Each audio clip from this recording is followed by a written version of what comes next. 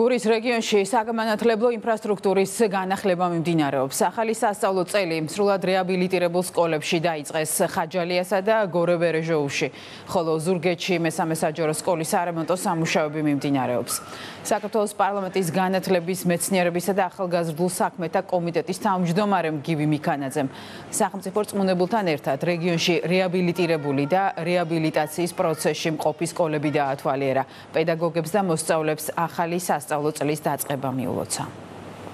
დავათვალიერეთ გურიის მუნიციპალიტეტებში ახლად რეაბილიტირებული და რეაბილიტაციის პროცესში მყოფი საჯარო სკოლები მომავალ თაობას ექნება შესაძლებლობა განათლება მიიღონ თანამედროვე სტანდარტების მქონე საგანმანათლებლო დაწესებულებებში. ეს არ არის ერთჯერადი ხასიათის აქტივობა, მთელი ქვეყნის მასშტაბით რამდენიმე წლის განმავლობაში უნდა მოხდეს 885 სკოლის სრულიად ახლის მშენებლობა და მოქმედის სრულფასოვანი რეაბილიტაცია, რაც შესაძლებლობას აძლევს ჩვენს მომავალ თაობებს, რომ მაქსიმალურად ჯანსაღ გარემოში გააგრძელონ სწავლა. ზოგადად განათლება ჩვენი ხელისუფლების და ჩვენთვის ძალიან პრიორიტეტია და საომალოთაც იგეგმება ძალიან ბევრი ინფრასტრუქტურის განახლება სკოლებისთვის,